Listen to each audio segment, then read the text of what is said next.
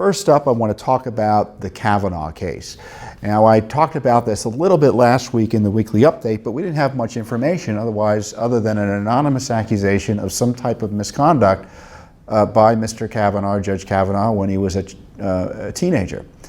And the woman had come forward now since then, Dr. Ford, who alleged that Kavanaugh essentially tried to sexually assault her at a house party at some unspecified time, at some unspecified location, an unspecified date, 35 plus years ago when she was 15. I think he was either 16 or 17. Now, Mr. Kavanaugh, Judge Kavanaugh, has denied this vociferously. He says he didn't do it and he wants to clear his name.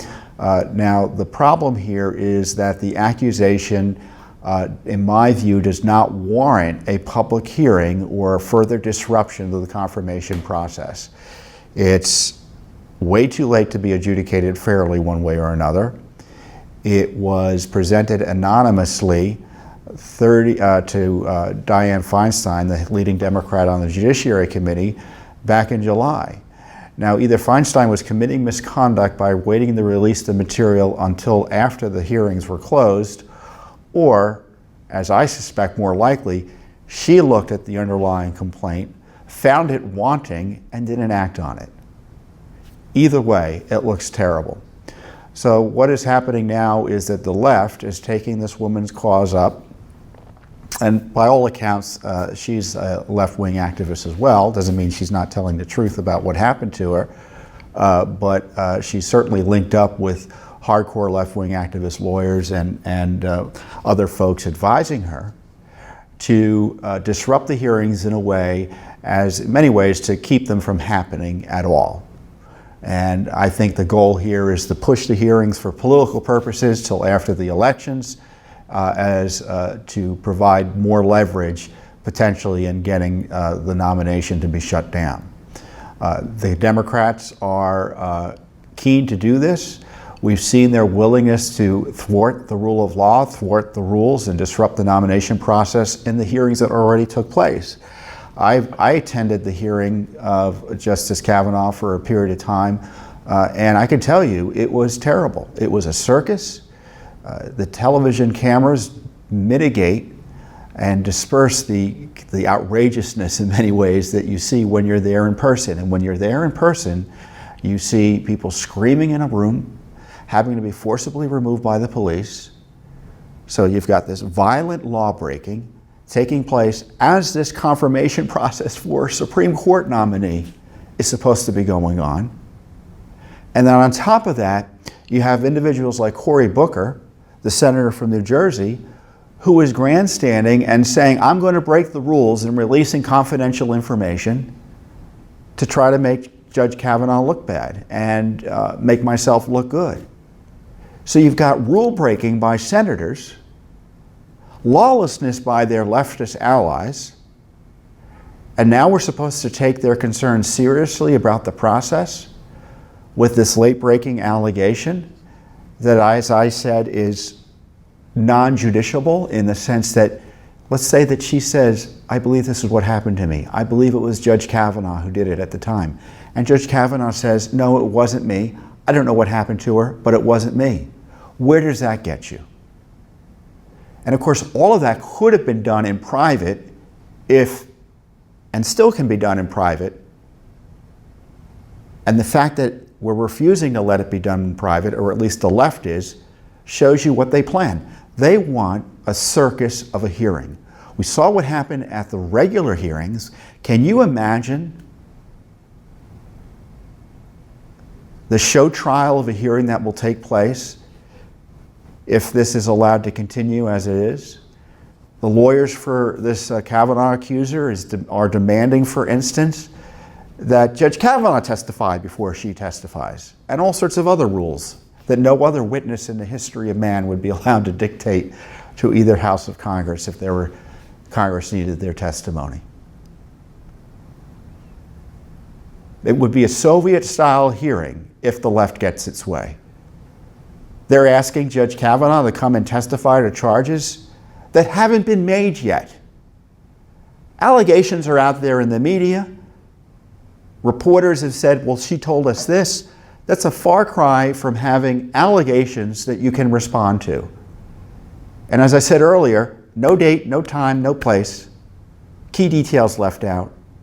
She told no one of the activity or the alleged assault at the time it happened.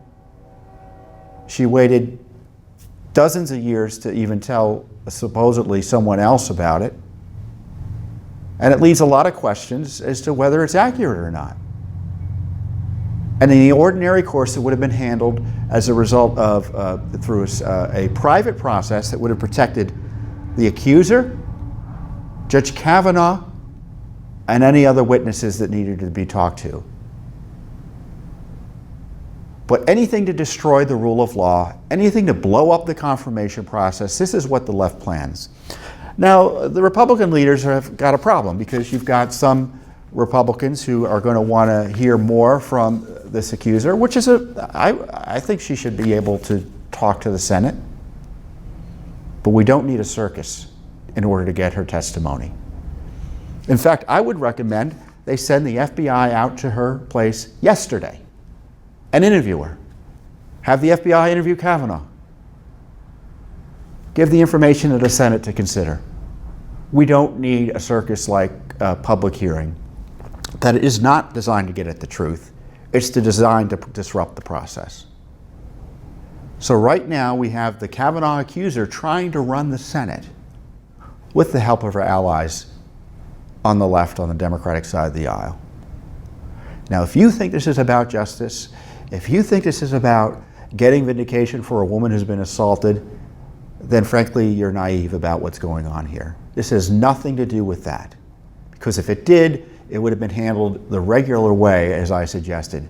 It's being handled as a political hit job on Judge Kavanaugh.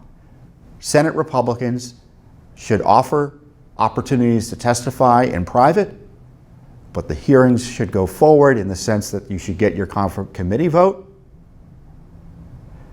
and then have the full Senate vote.